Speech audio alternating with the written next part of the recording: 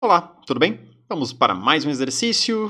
Em um experimento de cruzamento de plantas, um pesquisador obteve 120 flores magenta. Então, vamos anotar aqui para ficar mais fácil. 120 flores magenta com estigma verde. Vou até fazer como se fosse uma pequena tabelinha aqui para que nós podemos computar esses nossos resultados. Flores, estigma.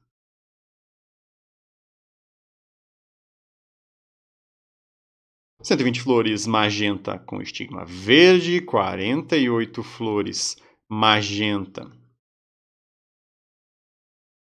com estigma vermelho, 36 flores vermelhas com estigma verde e 13 flores vermelhas com estigma vermelho. Elabore uma hipótese que explique a herança genética dessas características e teste a sua hipótese, certo? Então, nós poderíamos pensar aqui inicialmente que nós temos, por exemplo, 4 diferentes conjuntos fenotípicos, mas para flores eu posso ser magenta ou vermelho e para o meu estigma eu posso ser verde ou vermelho. São duas posições diferentes dessa nossa planta que não estão ali necessariamente na mesma estrutura. Eu poderia pensar então rapidamente em segunda lei.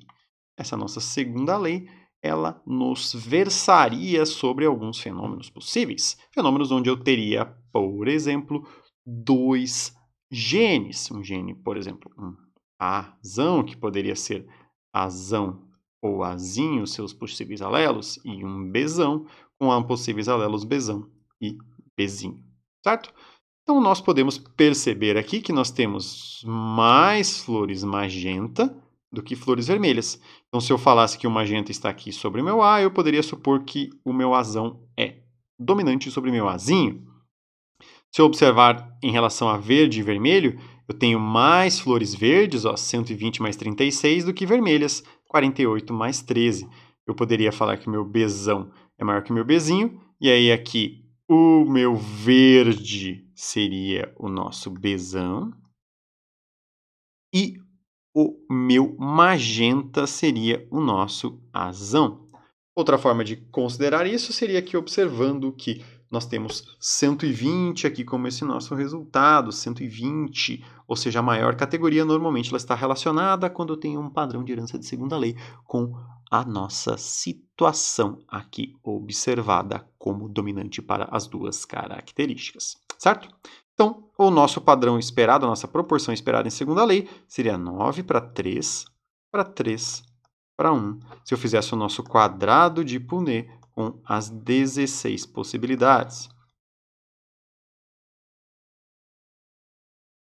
Certo?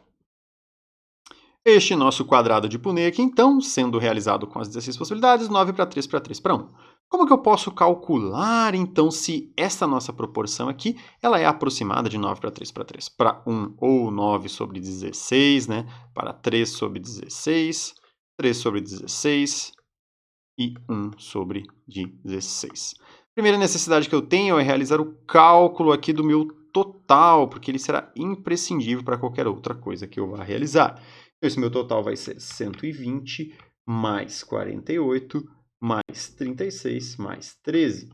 Isso vai nos render um total de 217, certo? Então, aqui, se nós simplesmente dermos uma simplificada, nós teríamos o nosso observado de 120, 48, 36 e 13.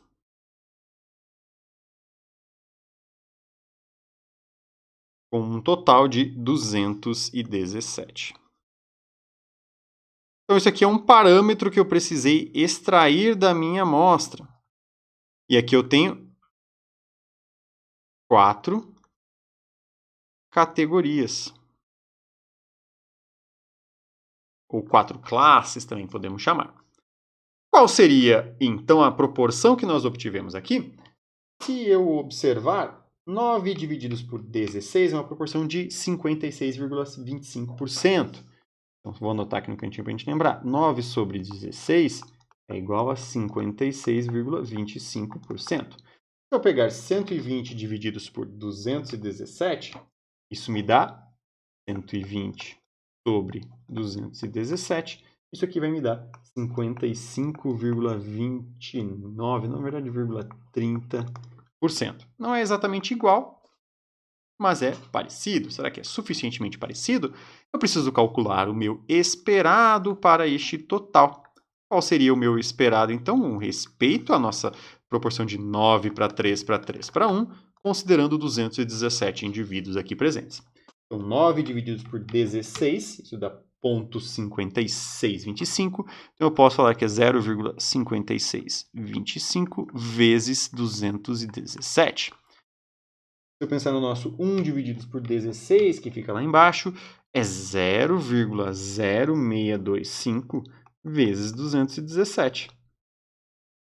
Já nas outras posições que faltam, é 0,1875 vezes os mesmos 217.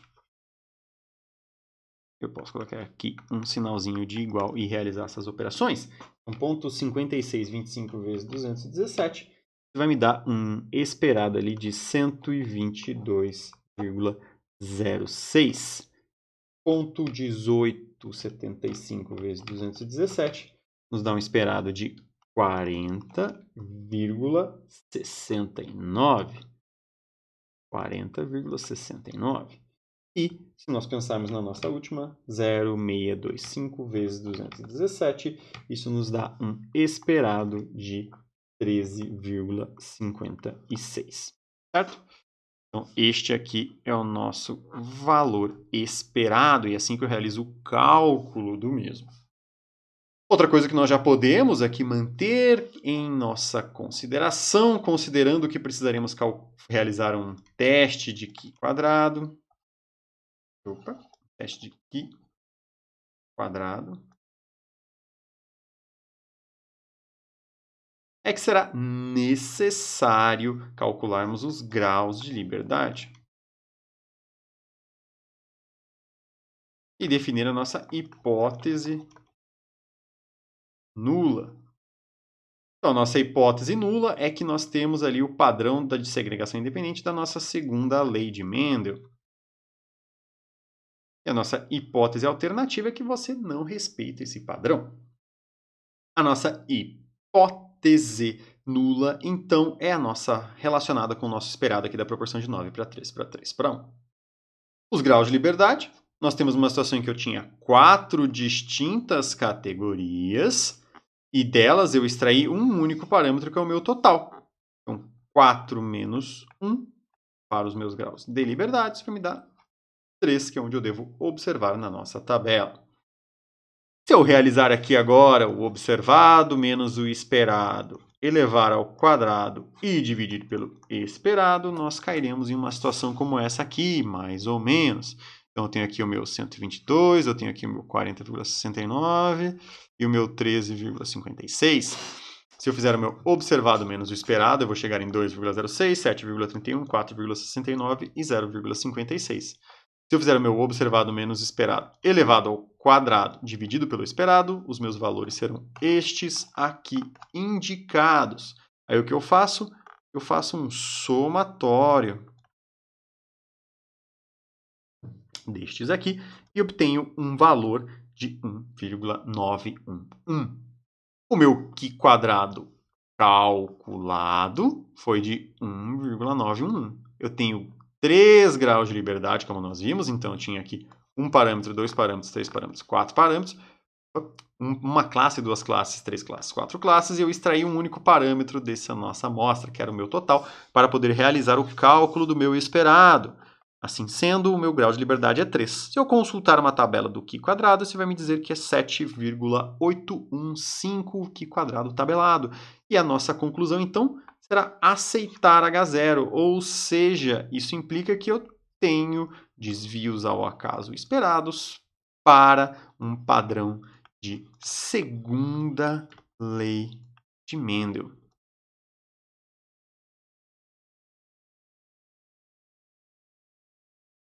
Certo?